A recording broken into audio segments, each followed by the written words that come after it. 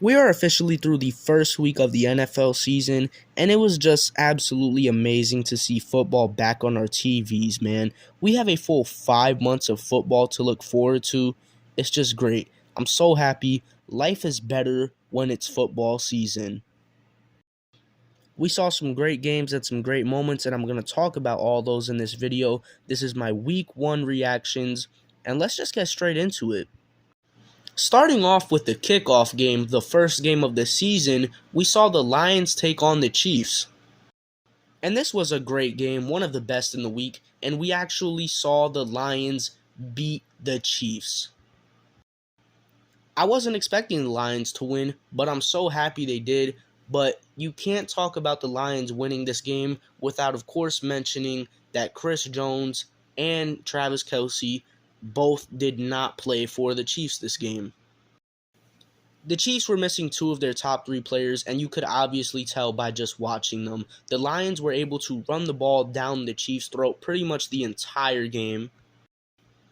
David Montgomery had a solid game, while Jahmyr Gibbs didn't get too many snaps, but in the snaps he did get, he was very fun to watch. Offensively, the Lions were good, not great. I mentioned the running game being pretty solid, and the passing game was also pretty decent. Jared Goff and Amon-Ra St. Brown both had very solid games. Defensively, the Lions were pretty good, honestly. They held the Chiefs to just 20 points, which is a pretty big feat in the NFL today. But of course, you got to mention, the Chiefs did not have Travis Kelce, which alleviated a lot of pressure off of the Lions' defense. And you could definitely feel the absence of Travis Kelce in this game. While Mahomes didn't struggle to connect with his receivers struggled to make the plays they needed to. A lot of dropped balls, especially by Kadarius Toney, but that's been talked about a lot in the past week. Listen, man, as happy as I am that the Lions got the win, this would be a very different game if Travis Kelce was there. But you still got to give credit to the Lions and Dan Campbell's huge balls. This was a great win for them to start off the season. And as for the Chiefs, I think they'll bounce back perfectly fine. Now we get into Sunday's action, starting off with the Bengals versus the Browns. And this was just a disgusting, nasty football game. I really don't even want to talk about it too much. This was just unpleasing. The Bengals just completely shit the bed. Like, I don't even know what to say. The fact that they put up 3 points is just absurd. Nobody on this team played good. But as for the Browns, their defense looked really good out there, man, stopping one of the best offenses in the NFL, holding them to just 3 points in the entire game. Nick Chubb played great as always, and Deshaun Watson still looks a little iffy out there with the Browns. But at the end of the day, he still outplayed Joe Burrow, who didn't even throw for 100 yards, and the Browns completely embarrassed the Bengals. I'm not going to overreact to this loss and call the Bengals bums or anything like that, but it's definitely a tough loss. But as for the Browns, this is a great win for them, and pretty eye-opening to see how good the Browns can be if their offense is able to match up what their defense can do. Next up, the Buccaneers versus the Vikings, and I gotta be honest, the Buccaneers really surprised me in this game. I did not expect them to come out and look as good as they did. Their defense was very good. They got 3 takeaways, limited the Vikings offense to just 17 points, and was very good in the red zone. On paper, it might look like the Bucs defense got torched by the Vikings because Kirk Cousins threw for over 300 yards, but that's because that's all the Vikings offense can do, throw. But what really surprised me is how good Baker Mayfield and the offense played. Baker had a really clean game, threw 2 touchdowns. Mike Evans and Chris Godwin looked very solid. The only thing the Bucs offense couldn't do was run the ball. The Bucs won this game because they played a better, cleaner game of football, especially towards the end where it mattered most. The Vikings defense sucks. This could be a very long season for the Vikings if their offense can't carry them. But a nice win for the Bucs, man. I'm really surprised at what they did. Panthers versus Falcons. I'll keep this one short because I don't want to talk too much about this game because this is honestly just a boring game and most people aren't going to care about this game outside of Panthers fans like me or Falcons fans. My Panthers didn't look too great, man. Bryce Young could have played better. He threw 2 interceptions. You could definitely tell that we are very inexperienced and lack chemistry, mainly on the offensive side of the ball. I mean, our running game was very good. Miles Sanders and Chuba Hubbard both had very good games. I think it's definitely going to take some time for us to start actually getting better this season, probably around mid-season. But the Falcons played a very solid game. Tyler Allgeier got most of the touches out of the backfield, and he did great with it. He scored 2 touchdowns this game, but in the plays that Bijan got, he was very fun to watch. The Falcons have a very run-heavy offense, and I don't know how well that's going to work for them. Drake London didn't catch a pass this game, but when they play teams like the Panthers, it works out fine. Jaguars vs. Colts. This was surprisingly a very fun game, one of the best of the week.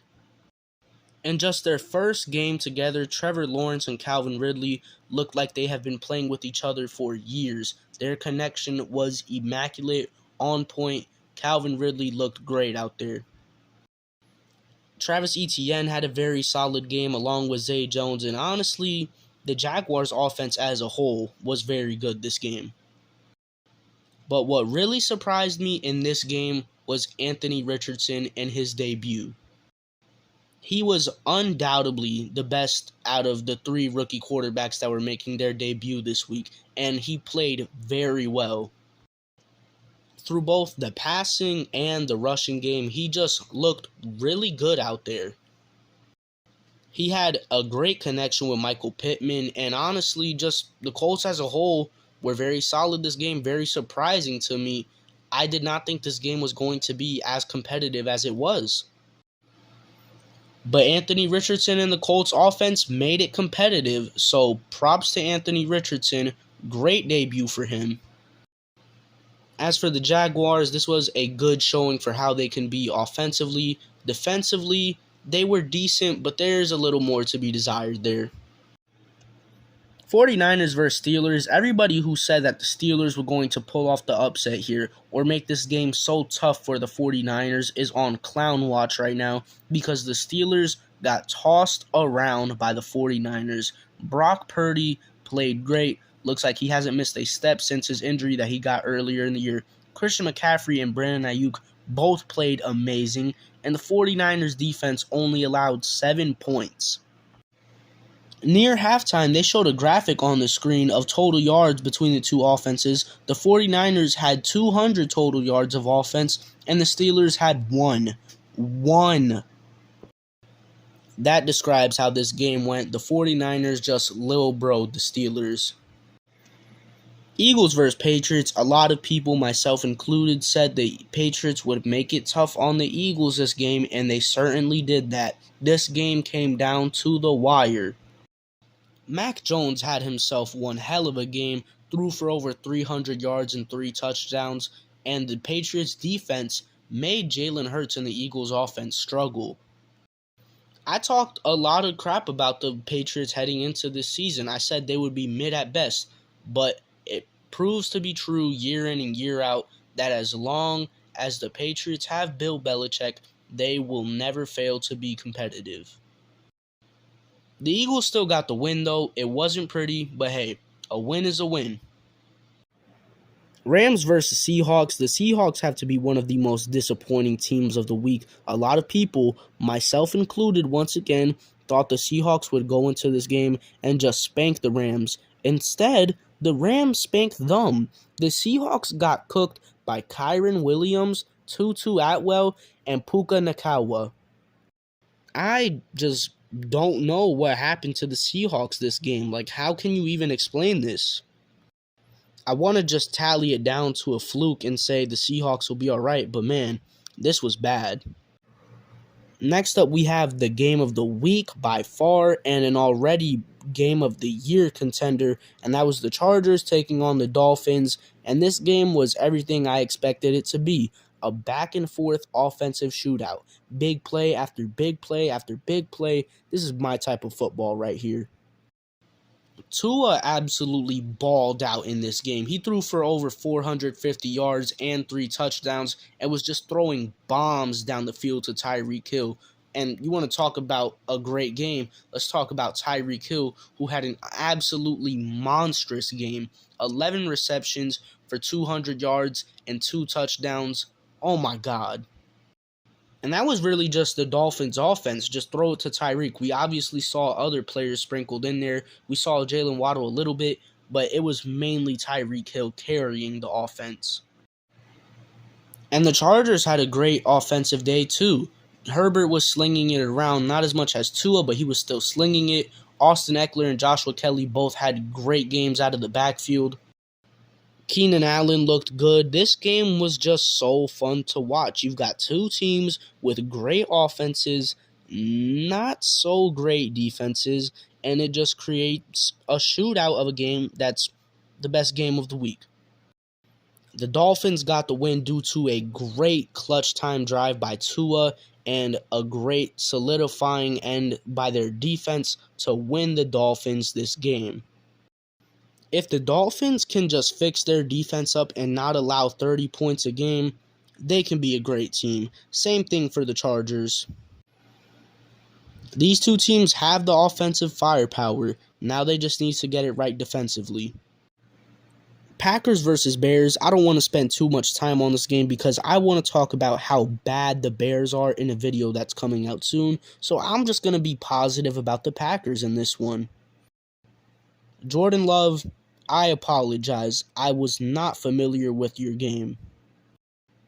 Jordan Love looked really solid out there. He made great connections with Aaron Jones, who had himself a great game. Romeo Doubs also had a great game and scored 2 touchdowns.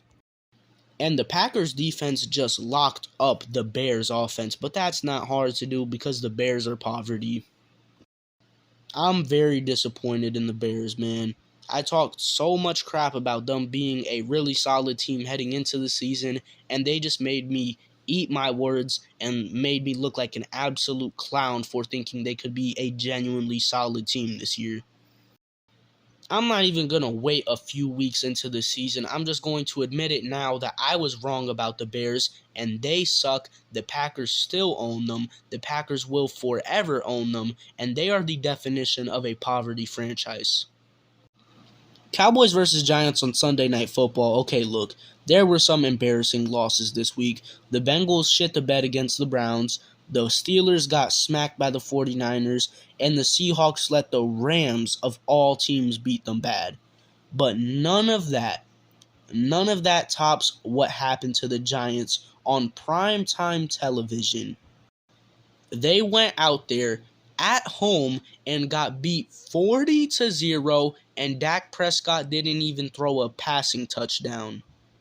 You want to talk about some of the greatest defensive performances of all time? Well, look at the Cowboys right here because they just committed crimes against the Giants.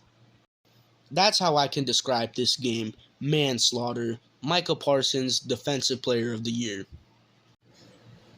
Bills versus Jets, what a trip this was. I've already talked about the Aaron Rodgers injury in its own separate video on my channel, so if you're interested in what I have to say about that, go check that out. The Jets' elite defense won them this game, picking off Josh Allen 3 times. By the way, Josh Allen, you are a fraud. Breece Hall looked absolutely explosive out there, and Garrett Wilson made one of the most impressive catches I've ever seen, pretty much intercepting a Zach Wilson interception. Zach Wilson threw such a bad pass that Garrett Wilson had to turn into a cornerback for a second and deflect it just so he could have a chance to catch it again with only one hand. This game went into overtime, and Josh Allen continues to not have a single win in overtime because he and the Bills offense went out there in overtime and they didn't do nothing. And they punted the ball away to Xavier Gipson, and he took it back to the house in overtime. Called game. What a finish. Honestly, a perfect ending to this game considering how it started out. And yeah, the Bills are frauds, and the Jets are going to the Super Bowl with Zach Wilson. And yeah, that's my week 1 reactions. It's so great to have football back. And that's all I got to say. Peace.